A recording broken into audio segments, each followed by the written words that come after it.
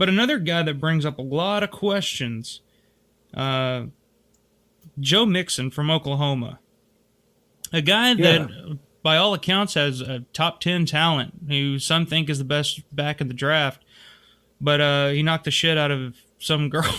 Not just some girl, so that got caught On on tape. video. That ain't gonna look Yeah. good.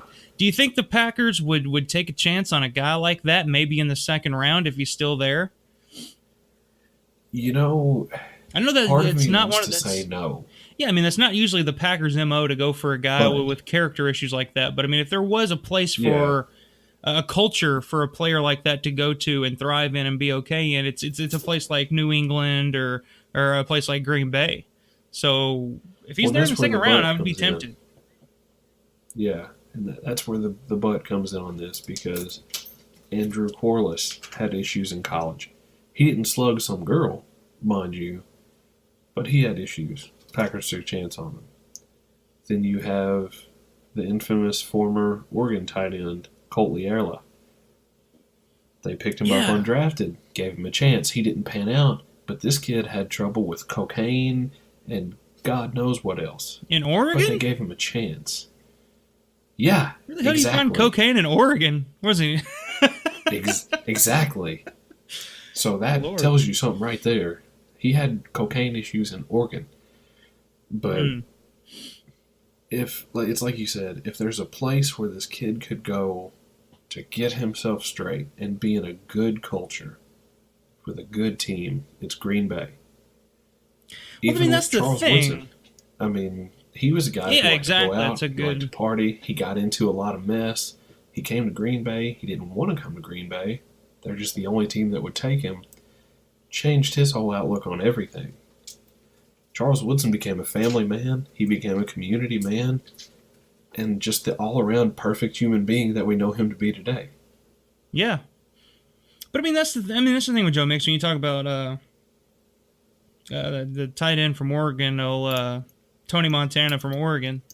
Uh, I Yeah, mean, it's a one issue that really gets talked about. I don't, has Mixon had many other issues other than that? Because if that was a one time thing, I mean, yeah, he's just a kid. He's going to do some stupid shit every now and then. You know, I mean, just the fact that it was caught on yeah. camera makes it a much bigger issue. Because I mean, yeah, there's no telling what goes on behind closed doors in most people's homes. But you know, if it's a one time issue, Yeah, it's a one time and thing, and by all accounts, he's done better. He's learned his lesson. He's on the straight and narrow. I think, it'd be hard to pass up in the second round and give this kid a shot to be the I mean, back. he's got prototypical size for a running back at 6'1", about 225 to 230, somewhere in that range, and all the talent in the world. And I'm a big second chance guy. I think everybody deserves one, and if this was a stupid kid making a horrible mistake, you gotta, you kind of gotta give him a chance. I mean, Michael Vick got a second chance in the league. Yeah, Now, yeah, I'm not that's true. saying either crime is worse than the other. Nobody out there think that. I'm not trying to compare dogfighting to punching a woman. One is worse than the other. I'm not saying that. But people make mistakes.